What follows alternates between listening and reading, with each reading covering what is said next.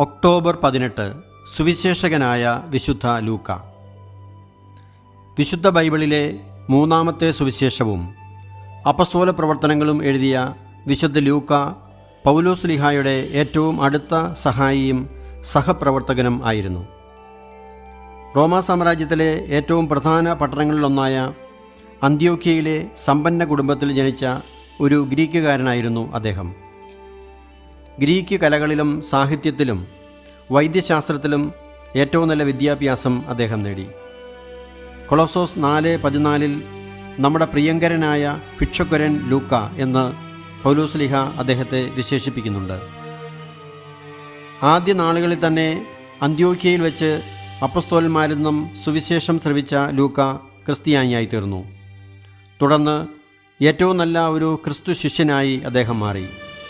തുടക്കം മുതൽ അപ്പസ്തോലന്മാരോടൊപ്പം സഞ്ചരിച്ച ലൂക്ക അവരുടെ പ്രസംഗക്കുറിപ്പുകളും പ്രധാന സംഭവങ്ങളും എഴുതി സൂക്ഷിച്ചു എന്ന് കരുതപ്പെടുന്നു. പൗലോസ്ലീഹായുടെ മാനസാന്തരത്തിനു ശേഷം ലൂക്ക അദ്ദേഹത്തിൻ്റെ ഏറ്റവും അടുത്ത സഹപ്രവർത്തകനായി മാറി. പൗലോസിൻ്റെ രണ്ടാം പ്രേക്ഷിത യാത്ര മുതൽ അദ്ദേഹത്തോടൊപ്പം ചേർന്ന ലൂക്ക തുടർന്നുള്ള എല്ലാ പ്രേക്ഷിത യാത്രകളിലും പൗലോസിനൊപ്പം ഉണ്ടായിരുന്നു. പൗലോസിന് ആവശ്യമായ എല്ലാ വൈദ്യസഹായവും ചെയ്തു കൊടുത്ത ലൂക്ക അദ്ദേഹത്തിൻ്റെ സഹായിയും സഹപ്രവർത്തകരുമായി എപ്പോഴും കൂടെ നിന്നു. ജെറുസലേമിൽ വെച്ച് അറസ്റ്റ് ചെയ്യപ്പെട്ട പൗലോസിൻ്റെ തുടർന്നുള്ള റോമിലേക്കുള്ള കപ്പൽ യാത്രയിലും ലൂക്ക കൂടെ ഉണ്ടായിരുന്നു. പൗലോസ്ലീഹ ഒരു തടവുകാരനായി റോമിൽ ആയിരുന്നപ്പോൾ തൻ്റെ ഗുരുവിന് എല്ലാ സഹായവും നൽകിക്കൊണ്ട് ലൂക്ക റോമിൽ തന്നെ കഴിഞ്ഞു. തൻ്റെ രക്തസാക്ഷിത്വത്തിന് തൊട്ടുമുമ്പ് തടവറയിൽ കിടന്നുകൊണ്ട് പൗലോസ് തിമോത്തിക്കെഴുതിയ 2-ാം ലേഖനത്തിൽ ഇങ്ങനെ എഴുതിയിരിക്കുന്നു: ലൂക്ക മാത്രമേ എന്നോട് കൂടെയുള്ളൂ. മറ്റെല്ലാവരും ഉപേക്ഷിച്ചു പോയപ്പോഴും ലൂക്ക എല്ലാ സഹായവും നൽകിക്കൊണ്ട് പൗലോസിനൊപ്പം നിന്നു. അദ്ദേഹം പൗലോസ്ലീഹായെ ലേഖനമെഴുതുന്നതിൽ സഹായിക്കുകയും എഴുതിയ ലേഖനങ്ങൾ സൂക്ഷിക്കുകയും ചെയ്തു. ക്രിസ്തുവർഷം 67 നടന്ന പൗലോസ്ലീഹായുടെ രക്തസാക്ഷിത്വത്തിന് ശേഷം വിശുദ്ധ ലൂക്ക ഗ്രീസിലും മറ്റ് സ്ഥലങ്ങളിലും സുവിശേഷം പ്രസംഗിച്ചുകൊണ്ട് ചുറ്റി നടന്നു. ക്രിസ്തുവർഷം 70 നടന്ന ജെറുസലേം ദേവാലയത്തിൻ്റെ നാശത്തിന് ശേഷം അധികം വൈകാതെ ലൂക്ക സുവിശേഷം എഴുതാൻ ആരംഭിച്ചു എന്ന് കരുതുന്നു. ആദ്യത്തെ സുവിശേഷം എഴുതിയ വിശുദ്ധ മർക്കോസുമായി അടുത്ത ബന്ധമുണ്ടായിരുന്ന ലൂക്ക തൻ്റെ സുവിശേഷ രചനയ്ക്ക് ആദ്യത്തെ സുവിശേഷത്തെയും ആശ്രയിച്ചു.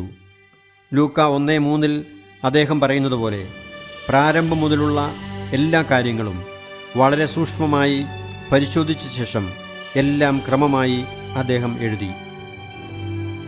അതുകൊണ്ട് മറ്റ് സുവിശേഷങ്ങളിലില്ലാത്ത ഒട്ടേറെ കാര്യങ്ങൾ ശേഖരിക്കാനും എഴുതാനും അദ്ദേഹത്തിന് സാധിച്ചു. ലൂക്ക മാത്രമാണ് പരിശുദ്ധ അമ്മയുടെ ജീവിതത്തിൽ നിന്നുള്ള വിശദാംശങ്ങൾ സുവിശേഷത്തിൽ ഉൾപ്പെടുത്തിയിരിക്കുന്നത്. വിശുദ്ധ ലൂക്ക പരിശുദ്ധ കന്യകാമറിയത്തെ നേരിട്ട് കാണുകയും സംസാരിക്കുകയും ചെയ്തിട്ടുണ്ടെന്നും അങ്ങനെയാണ് യേശുവിൻ്റെ ജനനവും പരസ്യജീവിതവുമായി ബന്ധപ്പെട്ട ധാരാളം കാര്യങ്ങൾ ശേഖരിച്ചതെന്നും വിശ്വസിക്കപ്പെടുന്നു.